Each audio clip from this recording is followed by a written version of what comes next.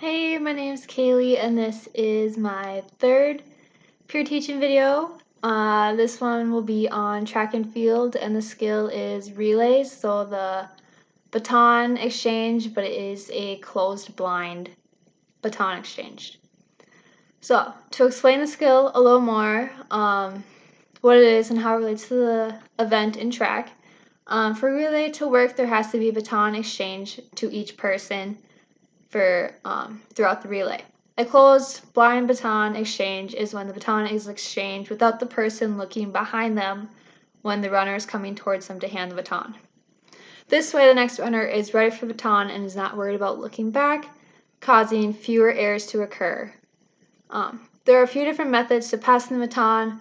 There's the up sweep, down sweep, or the push pass.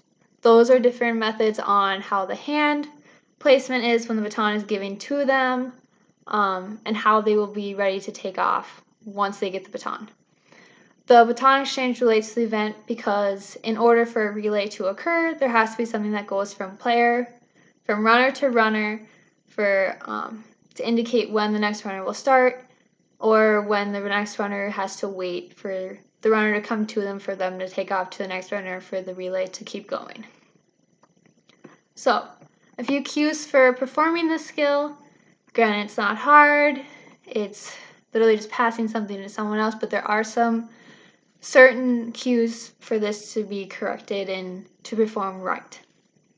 So a few cues would be focusing on knowing when the runner is getting close. So this could be listening to when their specs are getting closer to you, their voice telling you when to start going or to stop, having your backhand ready for the baton. So when you're ready for the next person to come to you, you should have your backhand ready for the baton to be handed to you so you know when to get going. And once the baton is in your hand, you know you should start running to the next runner. And then having a grip on the end of the baton so the next player can get the other hand easily. This way, once you grab the one end of the baton, you know that you have it secured and you are ready to pass it on to the next person, just flipping it into their hand. And then the last key would be using verbal or silent options when exchanging, like I said before, when you know when they're getting closer. A few errors can happen during a baton exchange. Granted, you don't want it to happen during a relay because then your team could get disqualified for some of these errors. A few errors would be not having your backhand ready.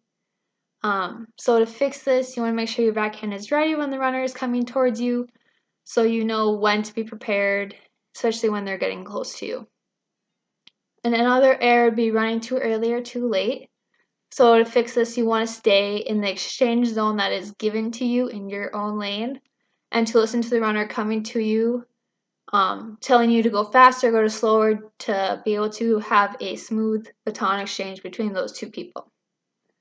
Another error would be dropping the baton. This is the worst that could happen in a relay team. So to fix this, you want to make sure you have a tight grip on the baton and not losing grip on it at all.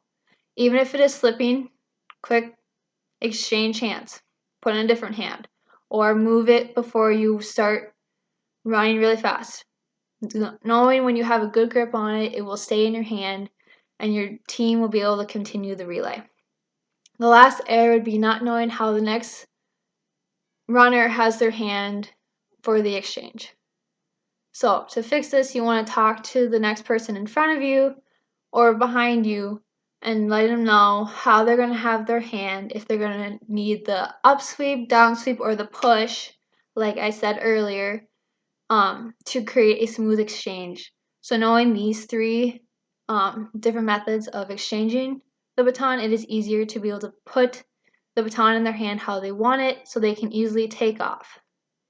So a few feedbacks that I would give my classmates if this was performed in class would be practicing baton exchange with certain people in that little exchange zone so they know how much time they have to exchange the baton, and if they do cross it, they're eliminated. So just giving them some feedback on the exchange zone and the different hand exchange ways that can happen. and just giving them pointers if it is a smooth exchange, being like, yeah, that's really good, good job at that, or telling them you need to slow down, wait, listen to the person coming up behind you. Just little feedbacks that could help make this baton exchange more smooth. Thanks.